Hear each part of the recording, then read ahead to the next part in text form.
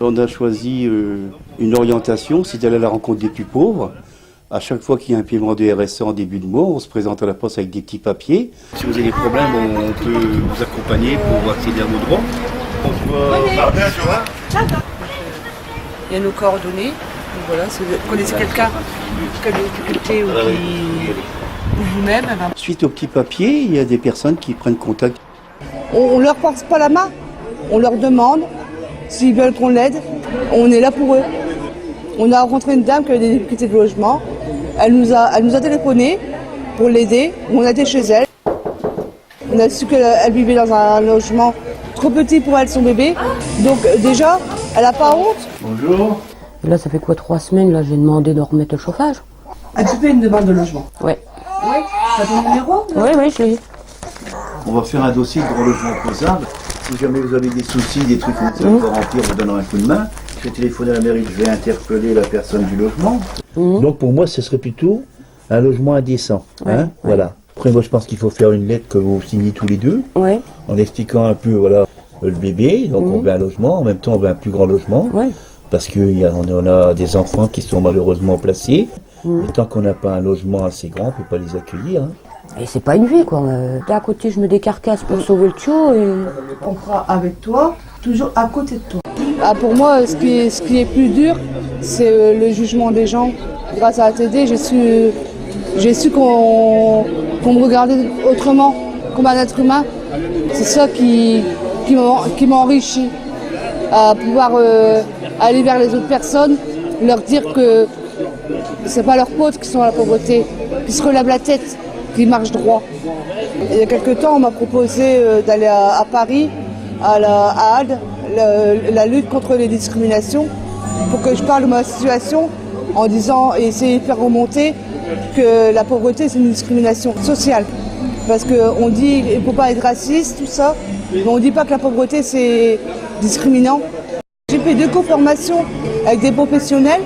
Moi j'ai appris d'eux et eux j'espère qu'ils nous ont compris ce qu'on leur a fait comprendre. Ayant une expérience d'ancien syndicaliste et politique, aujourd'hui je fais de la politique de terrain. Donc quand on accompagne une famille, on a plusieurs du groupe, on écoute cette personne pour voir un peu les soucis qu'ils ont par rapport aux droits. On réfléchit ensemble.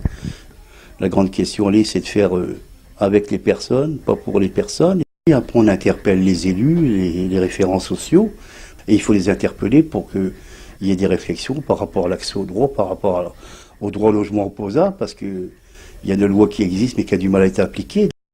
Quand on a fait un dossier d'allo et puis qu'on sait que la famille est à logement, on est content. Je pense que, même y compris si on accompagne une famille et puis qu'on n'arrive pas à régler le problème, TD Carmonde, on reste toujours en contact avec la famille, on ne la laisse pas tomber. Dans le groupe local, on a une quinzaine de personnes. On essaie ensemble de défendre la dignité et l'accès aux droits, parce que c'est important de se battre pour les droits de tous.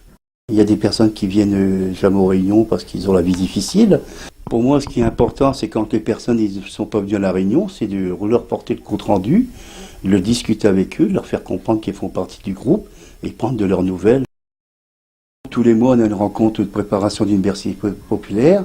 On le fait dans une famille parce que c'est plus convivial. Ça permet de se battre pour l'accès aux droits et de permettre aux personnes les plus fragiles à apprendre à prendre la parole et à pouvoir s'exprimer. Dans le temps, j'arrivais pas à aller à la caisse d'allocation familiale ou à l'école de mes enfants. Je disais à ma caisse familiale qui parlait à ma place parce que moi, je n'oserais pas parler. Maintenant, j'ai plus peur de parler. Ça m'a donné des forces pour me tenir debout. Depuis le temps que je fais partie de l'université populaire, j'ai réussi à faire changer le regard de mon éducateur de mesure AEMO. Il dit comme ça, ils ont peut-être des soucis, mais ils essaient de se battre pour changer leur vie. Il a tout fait pour pas qu'on prenne mon gamin. On est en relation avec d'autres personnes, c'est ce qui nous fortifie en nous. On se rend compte qu'ensemble on est plus fort, qu'ensemble on peut faire bouger les choses. Et après on va à Lille où on exprime un peu notre réflexion. Quand on se rend compte de la force, de la puissance des témoignages et de la façon effectivement dont il reste debout, fort et fier, moi je dis bravo, je dis respect. Alors moi concrètement ATD fait partie de ma vie depuis plus de 20 ans maintenant. Depuis 2006, ATD Carmonde de Sambre-Avesnois est à l'initiative d'un collectif du refus de la misère. Il y a maintenant une quinzaine d'associations très diverses qui se réunissent tous les 6 semaines environ. Je coordonne l'action de ce collectif. On a mené des actions aussi bien envers le logement que donner la parole aux plus exclus. Et en ce moment, précisément, on mène une action sur l'eau. Et du coup, on a écrit aux élus. L'ensemble des associations est signataire d'une lettre où on réclame un prix plus juste pour l'eau et une accessibilité de l'eau à tous. Mon mari, il n'est pas ancré dans ATD, mais il se bat aussi comme moi tous les jours. Le droit à la santé, le droit à la famille. On se bat tous les jours pour qu'on arrête de mettre des étiquettes dans le dos.